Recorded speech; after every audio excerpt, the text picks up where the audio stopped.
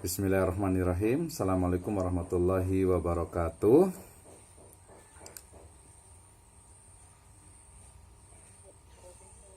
Waalaikumsalam warahmatullahi wabarakatuh. Waalaikumsalam warahmatullahi wabarakatuh, Pak.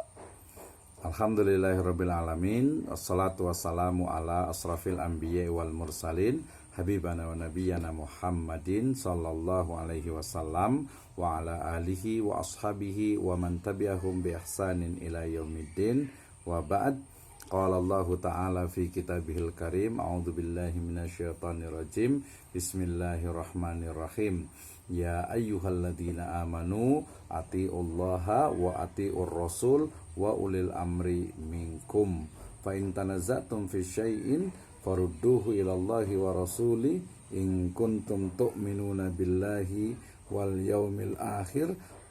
Dzalika khairu wa ahsanu ta'wila. Wa qala Allahu azza wa jalla aidan ya ayyuhalladzina amanu atiullaha wa atiur rasul wa ulil amri minkum. Fa in tanaza'tum fi syai'in farudduhu ilallahi wa rasuli in kuntum tu'minuna billahi wal yaumil akhir. Dzalika khairu wa ahsanu ta'wila. Wa qala aidan laqad kana fi rasulillahi uswatun hasanah. Wa fi ayatil ukhra yakni wa ma atakumur rasulu fakhuduhu wa ma nahakum anhu fantahu.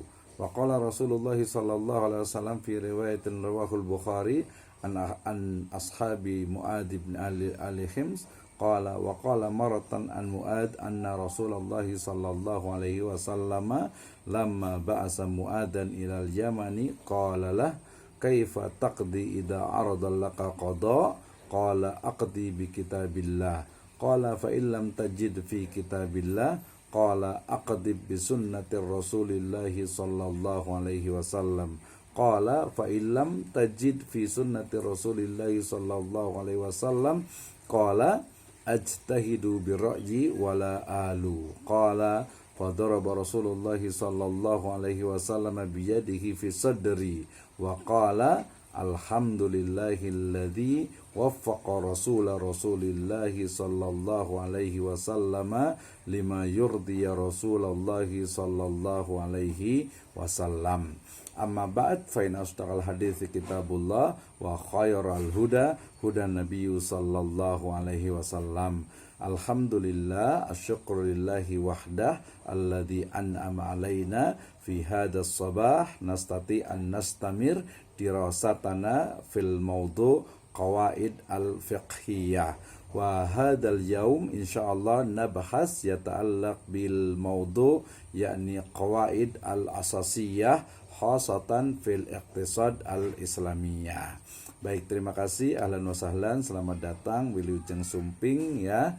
Selamat pagi semuanya, salam sejahtera untuk kita semuanya di mata kuliah usul fikih dan kaidah fiqhiyah di prodi atau program studi ilmu ekonomi syariah UPN Veteran Jakarta. I'm extremely happy this morning because we can discuss about the part of our religion, specifically in Islamic economic, business and finance. With me, Abdurrahman Misna, and we will discuss about the qawaid al-asasiyah, the fundamental of the legal maxim in Islamic economic, business and finance ya. Terima kasih untuk teman-teman semuanya ya, dan juga khusus untuk admin yang pagi hari ini sudah membuka link Zoom ini ya, dan juga teman-teman tadi yang sudah sejak awal hadir on time ya di jam 7 lebih 10 menit. Jazakumullahu khairan wa barakallahu fikum. Baik, hari ini kita akan membahas tentang kaidah fiqhiyah asasiyah dalam bidang ekonomi, bisnis dan keuangan syariah ya. Di pertemuan-pertemuan sebelumnya mudah-mudahan sudah membahas tentang usul fikih, kemudian juga tentang kaidah fiqhiyah. Tapi tidak ada masalah, fadzakir fa inna dzikra tanfaul mu'minin ya, artinya berilah peringatan karena peringatan itu akan memberikan manfaat untuk kaum mukminin. Jadi mereview kembali, mengulang kembali kembali itu akan lebih menguatkan pemahaman kita. Ya, baik. Saya awali dengan firman Allah Subhanahu wa taala dalam surat An-Nisa ayat ke-59, ya ayyuhalladzina amanu, wahai orang-orang yang beriman, atiullaha, taatlah kepada Allah, wa atiur rasul, dan taat kepada Rasul, wa ulil amri minkum, dan juga ulil amri di antara kalian, ya. Jadi kita itu wajib untuk taat kepada Allah dan juga taat kepada Rasul serta ulil amri. Fa in tanaza'tum fi syai'in, ya, apabila kita berbeda pendapat, berlainan pendapat tentang suatu masalah, farudduhu, maka kembalikanlah ilallah, kepada Allah Subhanahu wa taala, ai ilal Quran, ila kitabillah, war rasul, ya ila rasul, ila sunnatin nabawiyah, in kuntum tu'minuna billahi wal yaumil akhir, ya, jika kalian semuanya beriman kepada Allah dan hari akhir. Dzalika khairu wa ahsanu ta'wila, ya, yang demikian itu adalah lebih utama dan juga lebih baik akibatnya. Berarti ayat ini menunjukkan tentang urutan, ya, bagaimana dalam Islam, ya, termasuk dalam ekonomi syariah itu apa? Pertama adalah merujuk kepada Al-Quran, yang kedua adalah merujuk sunnah, kemudian yang berikutnya adalah kepada ulil amri dan juga ijtihad, ya, para mujtahid, ya. Kemudian ini dikuatkan kembali dalam riwayat Baihaqi. Riwayat ini sebenarnya dhaif, ya, lemah, tetapi matannya itu sahih, ya, artinya hadis ini bisa digunakan, yaitu kisah tentang bagaimana Rasulullah SAW itu mengutus, ya, Mu'ad bin Jabal ke Yaman, ya. Kemudian ketika akan diutus, beliau bertanya dulu, ya, tentang apa? Tentang kaifa taqdi idza arada laka qada, ya. Bagaimana caramu ketika memberikan putusan ketika ada permasalahan hukum, ya. Jadi ini mungkin semacam, ya, test and proper test gitu, ya, fit and proper test, ya. Jadi sebelum pejabat itu diangkat maka dites dulu kemampuannya, ya, uji kelayakan lah, ya.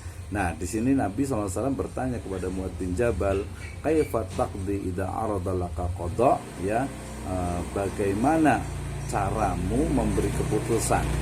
Bentar, ya. Oke, ya. Saya ulang lagi. Jadi berikutnya ini adalah riwayat dari Nabi SAW, kisah tentang Mu'ad bin Jabal ketika Rasul, ya, mengutus beliau ke Yaman. Maka beliau melakukan fit and proper test atau uji kelayakan apakah Mu'ad bin Jabal ini layak untuk diutus ke Yaman. Ya, maka beliau mengatakan kaifa, ya, beliau SAW bersabda, kaifa taqdi idza arada laka qada, ya. Jadi bagaimana cara engkau memutuskan suatu permasalahan yang kau hadapi. Maka, ya, Mu'ad bin Jabal mengatakan, ya, aqdi bi kitabillah, saya akan memutuskan dengan kitabullah, ya, dengan apa? Dengan Al-Qur'an. Kemudian bagaimana? Nabi bersabda lagi, fa illam tajid fi kitabillah, ya, bagaimana kalau engkau tidak dapatkan di dalam kitabullah, bagaimana kalau tidak ada dalam Al-Qur'an? Maka Mu'ad bin Jabal menjawab lagi, qala aqdi bi sunnatir rasulillah, maka saya akan memutuskan dengan apa? Sunnah Rasulillah, dengan apa? Dengan petunjuk sunnah hadis Nabi SAW, ya. Dan Rasul mengatakan lagi, fa illam tajid fi sunnatir rasulillah SAW, bagaimana kalau ternyata tidak ada putusannya dalam sunnah, dalam hadis SAW?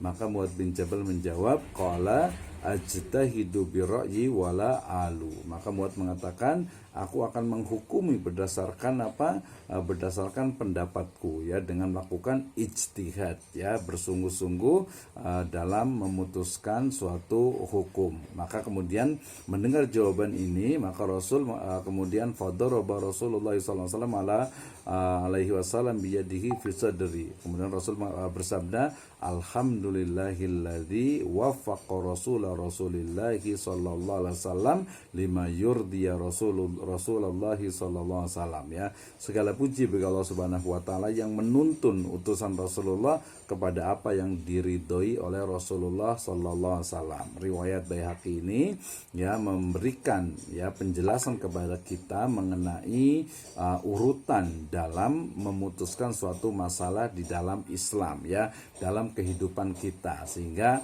setiap permasalahan yang ada dalam semua hal hendaknya yang pertama adalah apa? Dilihat dalam Al-Quran ada atau tidak putusannya. Ya, yang kedua di dalam sunnah atau hadis Rasul SAW ada atau tidak. Ya, kalau tidak ada maka kemudian ajtahid, ya, ijtihad dalam artian itu bersungguh-sungguh mencari intisari ya dari Al-Quran dan hadis kemudian memutuskan hukumnya. Nah, ini adalah tahapan dalam ya mengambil sebuah keputusan hukum dan juga dimensi yang lainnya, yaitu kepada Al-Quran, kemudian hadis, dan juga nanti asar salafus saleh. Ya, nah ini nampak juga dari Nabi SAW ketika beliau mengatakan, dikatakan bahwasannya ini utitul Qur'ana wa mislahu ma'hu. Ya, sesungguhnya aku Rasulullah SAW itu diberikan Al-Quran dan yang semisalnya, yaitu apa, as-sunnah. Ya, dan dalam riwayat yang lain dikatakan apa, alaikum bisunnati wa sunnati khulafai rasidin al-mahdiyyin. Ya, hendaklah kalian itu berpegang teguh kepada sunnahku dan juga sunnah Rasul sallallahu alaihi wasallam, addu alaikum bin nawajid. Artinya gigit, ya, pegang ya dengan apa, gigit dengan gigi gerahammu dengan kuat. Ya, kenapa? Karena itu adalah sebagai sumber pegangan dan pedoman hidup. Baik, nah dari sini kemudian kita akan berbicara tentang bagaimana background atau latar belakang kenapa kita harus belajar tentang usul fikih dan kaidah fiqhiyah. Ya, yang pertama kita pahami saat ini bahwa perkembangan dari ekonomi, bisnis dan keuangan syariah itu meniscayakan adanya studi mengenai dasar-dasar ekonomi syariah. Ya, perkembangan saat ini ya dengan berbagai bentuknya, halal industri, ya, Islamic digital marketing, ya, kemudian juga Islamic business model dan berbagai bentuk ekonomi, bisnis dan keuangan, ya, yang utama sekarang dalam bentuk digital, itu meniscayakan, ya, mengharuskan adanya kajian terkait dengan dasar-dasar ekonomi syariah. Nah, dasar-dasar dalam ekonomi syariah utamanya nanti dalam perspektif hukum itu adalah ilmu tentang usul fikih dan kaidah fiqhiyah. Nanti kalau perspektifnya ilmu ekonomi, maka kita harus menggali bagaimana ya model ataupun juga konstruk ya dari sistem ekonomi syariah. Ya, jadi ini ada dua sebenarnya, ya, ada yang sifatnya itu murni, perspektifnya adalah ilmu fikih atau ilmu hukum Islam, yaitu usul fikih dan kaidah fiqhiyah. Sementara nanti kalau perspektifnya adalah ekonomi, maka harus menggali dasar-dasar dari sistem ekonomi syariah yang juga merujuk kepada Al-Quran dan As-Sunnah serta pendapat para a'immah atau para ulama. Ya, nah. Oke, kita sekarang di mata kuliah ini berbicara tentang perspektifnya adalah hukum Islam, sehingga bicara tentang atau membahas tentang usul fikih dan kaidah fiqhiyah. Oke, nah kemudian kaidah fiqhiyah pada masa lalu itu memang pada umumnya lebih banyak pada hal-hal yang sifatnya itu dia general, ya. General, kalaupun ada biasanya kaitan dengan muamalah secara umum. Ya, kita pahami apa itu muamalah, yaitu interaksi antara manusia dengan manusia yang lainnya dan juga dengan semesta. Tapi kalau secara spesifik berarti ya interaksi hubungan antara manusia dengan manusia yang lainnya. Kalau muamalah al-maliyah ya berarti ya interaksi atau hubungan antara manusia dengan manusia yang lainnya dalam hal al-maliyah, dalam hal harta. Nah, itu berarti kita sudah memahami tentang fikih muamalah dan juga muamalah al-maliyah. Berikutnya, nah, studi kaidah fiqhiyah dan usuliyah dan juga kaidah fiqhiyah terkait ekonomi, bisnis dan keuangan syariah Indonesia ini layak untuk dipelajari. Sehingga teman-teman semuanya ketika kita belajar ekonomi syariah maka mau tidak mau harus belajar tentang usul fikih, kaidah fiqhiyah, khususnya yang terkait dengan ekonomi, bisnis dan keuangan syariah. Oke, ini adalah background atau latar belakangnya, ya.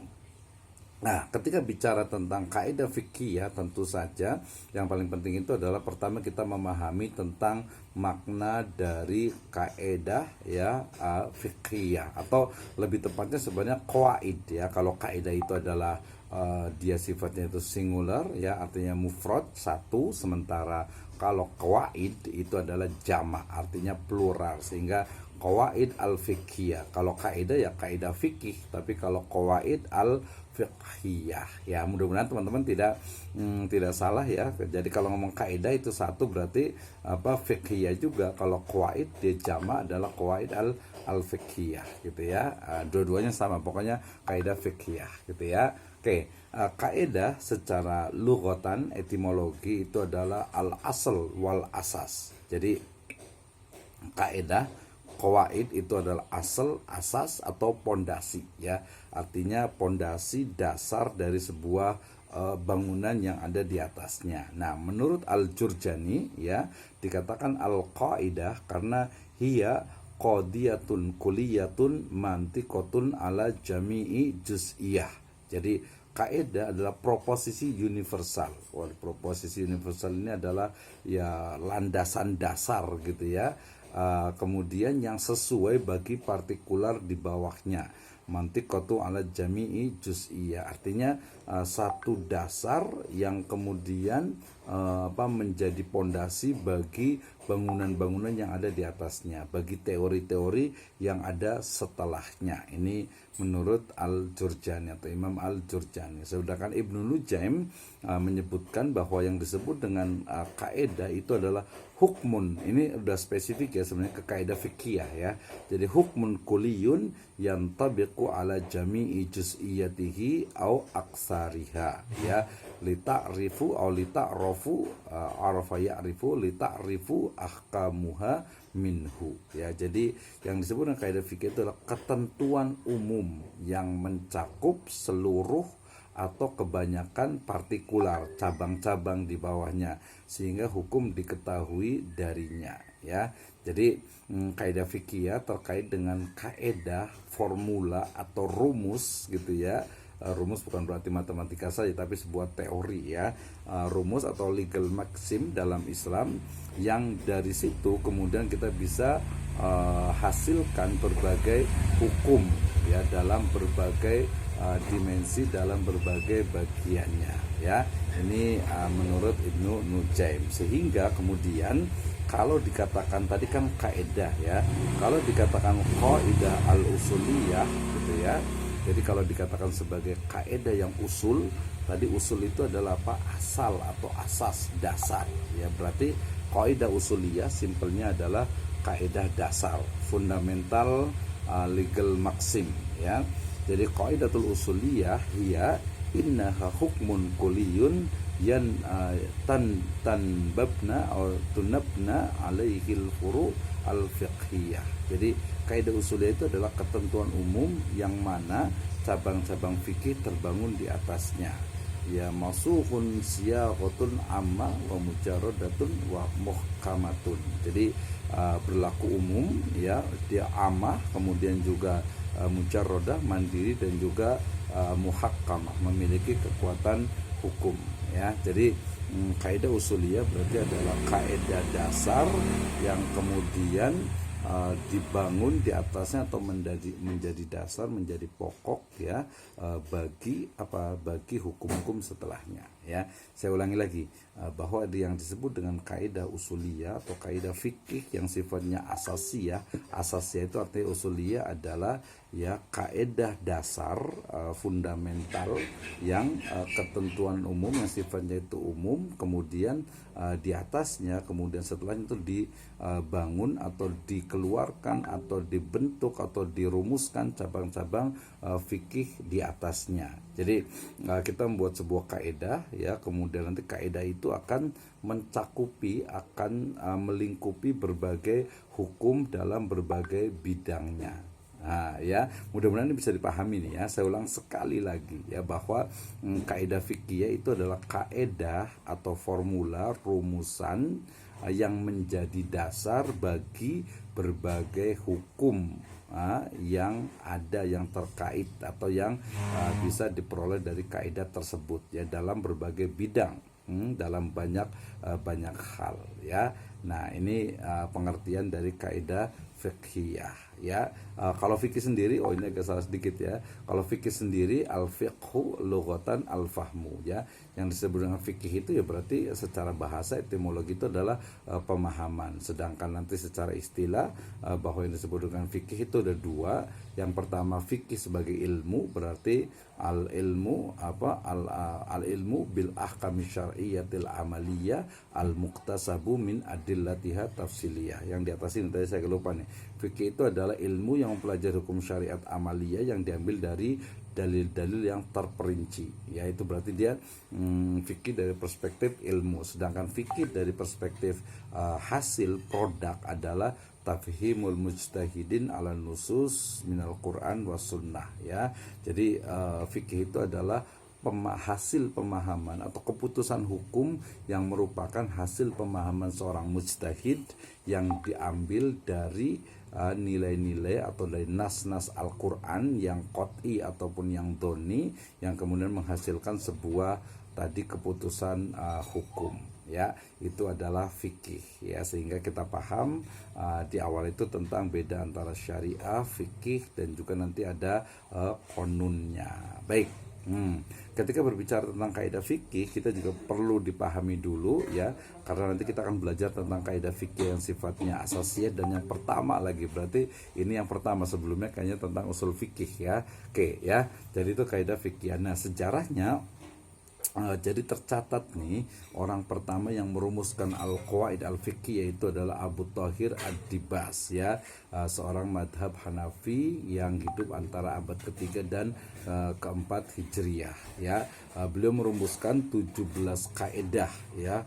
Ada 17 kaidah ya, nanti kita akan belajar satu-satu. Misalnya ada kata-kata, ada kaidah ad-dororu yuzal ya. Ad-dororu yuzal itu berarti setiap yang memudorotkan itu harus dihilangkan ya. Jadi kalau sesuatu yang merusak, memudorotkan itu harus dihilangkan ya. Misalnya yang paling gampang itu ada duri di jalan gitu ya, atau ada penghalang di jalan, maka harus dihilangkan. Kemudian ada riba dalam perbankan, ya harus dihilangkan ya, karena itu adalah memudorotkan. Kemudian ada lagi al yakinu la yuzalu bisyak misalnya, atau al yakin la yazulu bisyak.